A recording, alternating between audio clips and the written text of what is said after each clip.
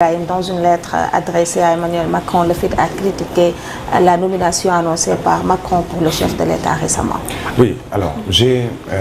parcouru la correspondance du FIT, le Front pour l'inclusivité et la transparence des élections, qui n'est pas seulement revenu sur les élections, mais également sur d'autres points qui, selon les membres de ce FIT, ils sont 36 signataires, parmi lesquels il y a des candidats à la présidentielle, des mandataires de candidats à la présidentielle et certains citoyens. Ce que ces membres estiment, c'est que le président français Emmanuel Macron s'est presque a fait dans l'immixtion dans la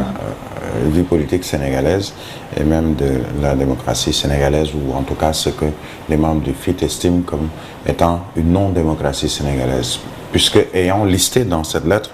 plusieurs points qui font qu'ils ne peuvent pas concevoir ni comprendre qu'un président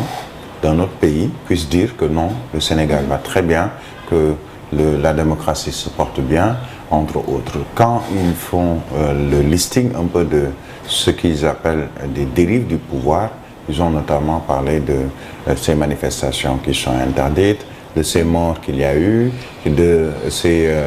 1000 et quelques personnes qui sont présumées des détenus politiques selon le FIT, mais il y a également le fait que dans ce pays, il y a un candidat à la candidature à qui on n'a pas remis de fiche de parrainage sous prétexte que pour eux, ils dérangent un peu le régime. Alors, il y a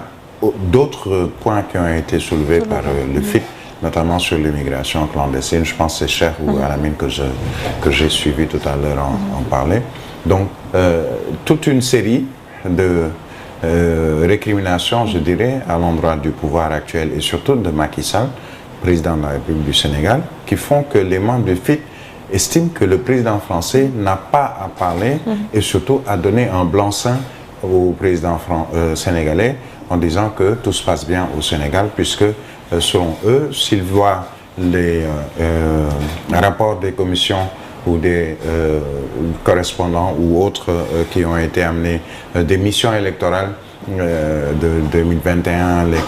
les missions électorales de 2022-2023, si le président français avait lu ces rapports, il se rendrait compte que tout ne se passe pas bien, notamment dans les élections au Sénégal. Alors, ce sont des propos pour vilipender le président sénégalais, Macky Sall, et surtout pour dénoncer, puisque dans l'objet de leur correspondance, c'est quoi? Lettre ouverte au président français au sujet de la nomination de Macky Sall au 4P et situation politique au Sénégal. Et sur la nomination du président Macky Sall au 4P, il rappelle que c'est vrai qu'il ne l'est pas encore, puisqu'il va attendre la fin de son mandat,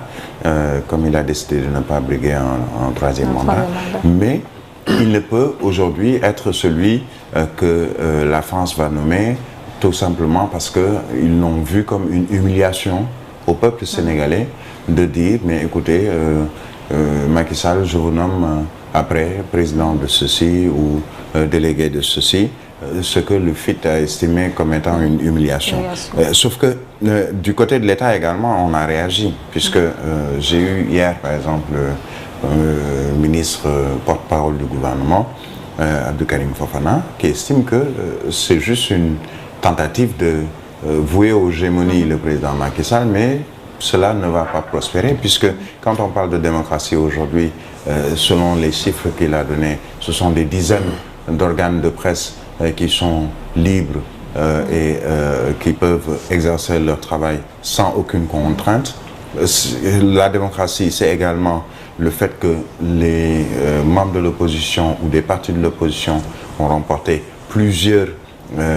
villes et grandes localités au Sénégal durant les élections législatives, durant les élections territoriales surtout, et c'est également l'existence depuis un certain nombre d'années d'une opposition libre qui a la possibilité de dire et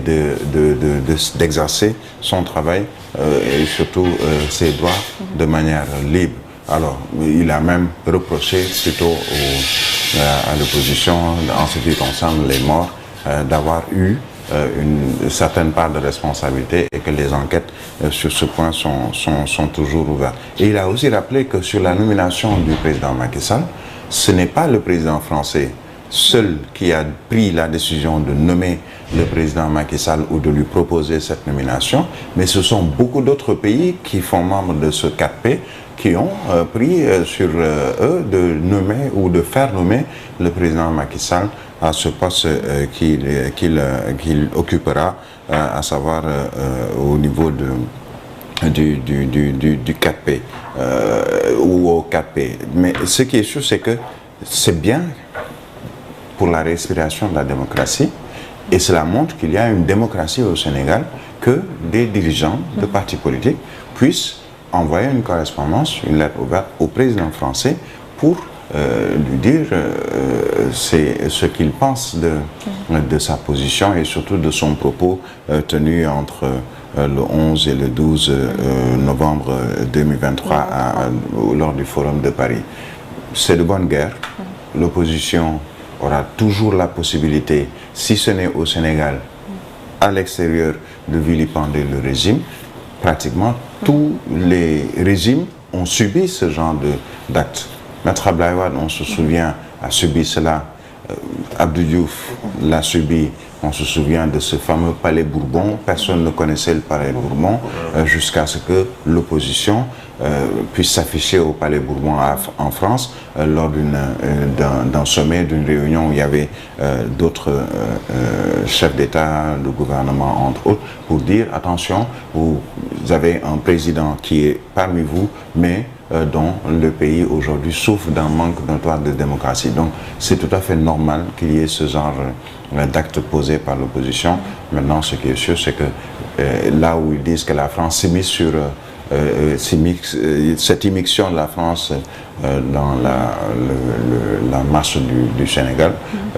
je pense que Cheikh Diop le disait tout à l'heure, il y a une relation assez circulaire entre le Sénégal et la France et tous les présidents sénégalais ont souvent une relation assez particulière avec les chefs d'État français qui se succèdent.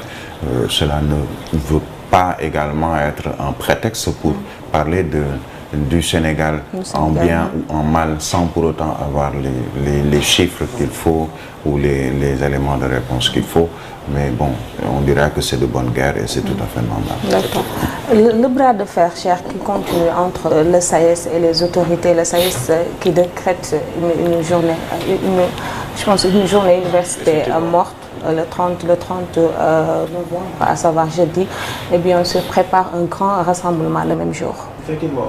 déjà la situation universitaire est de plus en plus inquiétante aussi. Nous avons reçu il n'y a pas longtemps le directeur du COUD ici sur notre plateau. Nous avons parlé avec lui et il nous a donné des explications quand même qui étaient assez logiques par rapport à la reprise des étudiants. Mais il y a quand même un fait qui s'est déroulé, c'est le défilé qui s'est tenu au FASEC, FASEC. Et quand même, j'ai entendu, je pense que il y a une